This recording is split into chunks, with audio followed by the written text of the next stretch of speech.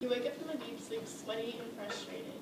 You just dreamt that your friend has been shot and you can't do anything to control it or help him or anything.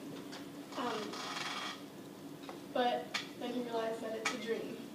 How many of you ever experienced this? Dreamt that someone's been shot and thought it was real? Alright. Well, I have too. Have you ever wondered where dreams come from, why we have them, or what they mean? Dreams are actually extremely complex. There's so many different ideas on what they are and why they occur that really it's mainly about what you believe. So today I'm going to present some things that I've researched and try to help you form your own opinions. Next slide, please. Before you can understand dreams, however, it's important that you understand sleep.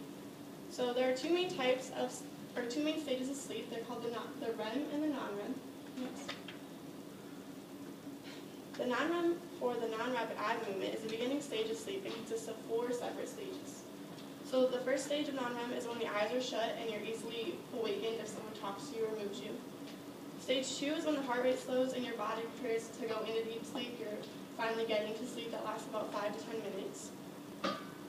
And then stage 3 and 4 is when you're actually in your deep sleep. And if you're awakened, normally you feel really disoriented and like you have no idea what happened or if you were even sleeping. Next slide.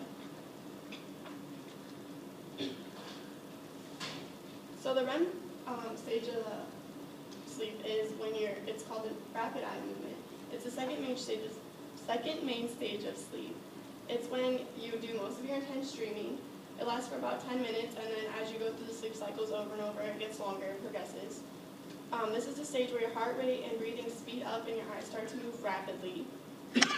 Your brain activity actually increases, but you're actually in paralysis because it means you're pretty much paralyzed. You can't act out the emotions in your dreams. Next.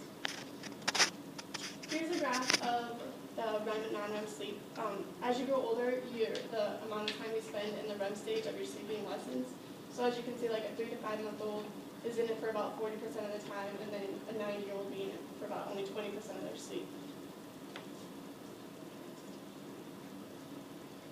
So now that you understand sleep, we can try to understand dreams. Keep in mind, however, that with all the research, dreams are really just about what you think. They're a bunch of theories, so I can't tell you exactly, but I'll try to help you a little bit.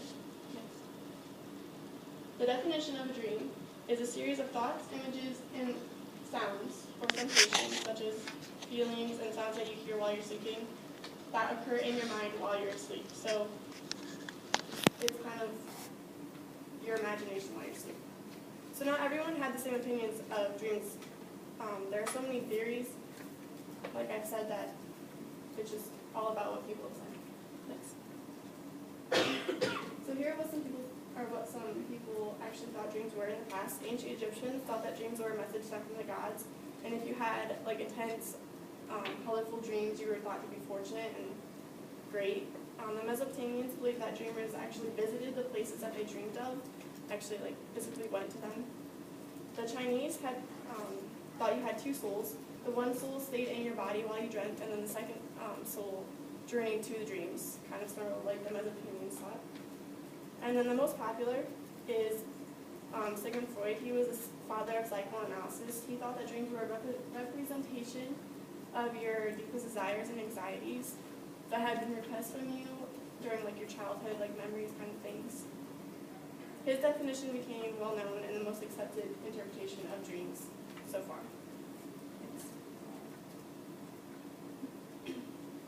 In his book, The Interpretation of Dreams, he explains 2 parts of the dreams that he believed in. So the first would be the manifest content. It's the actual images and storyline behind your dream. It's what you would tell somebody if you were trying to describe your dream to them. The second is the latent content, which is the hidden meanings behind your dreams, the things that you don't really notice unless you go back and think about your dream. So now I'll present some basic ideas on dreams. Almost every dream is about you, the dreamer. You're the center of the dream. But normally it's you realize you're dreaming, but you're looking at yourself through the dream, through another set of eyes. Your dreams can even show feelings about other people. So if you're having troubles with your family or friends, you generally dream about that person, and normally it's not the most pleasant of dreams. You're pretty mean to them, kind of thing. Most dreams have one meaning, or more than one meaning, but normally it's not worth your time to analyze and look through because you have so many dreams during the night, you kind of lose track of everything. Lastly, everybody can remember their dreams, but not everybody can remember their dreams, but everybody does have dreams. So if you say you don't dream, that's not true. Next. Here are a few different types of dreams. So there's a daydream. Everybody knows what that is. It's when you sit in class and you're imagining you're on the beach, walking, swimming, whatever, having fun. It's estimated that you daydream about 70 to 120 minutes a day. Nightmares, those cause fear and anxiety, obviously. They could be due to real-life struggles that you have or you're going through that haven't been dealt with yet. Reoccurring dreams, those are more of the ones that happen over and over, like they don't change. You have them multiple times and you're like, oh, I think I already had that dream, and it's really weird, but they happen. The next kind of dream would be the lucid, which is when you're still asleep but you know that you're dreaming. And generally, when you're in lucid dreaming, you wake yourself up. But so there are actually some people who can control it and stay asleep and actually control what they do in their dream, which I thought was pretty awesome.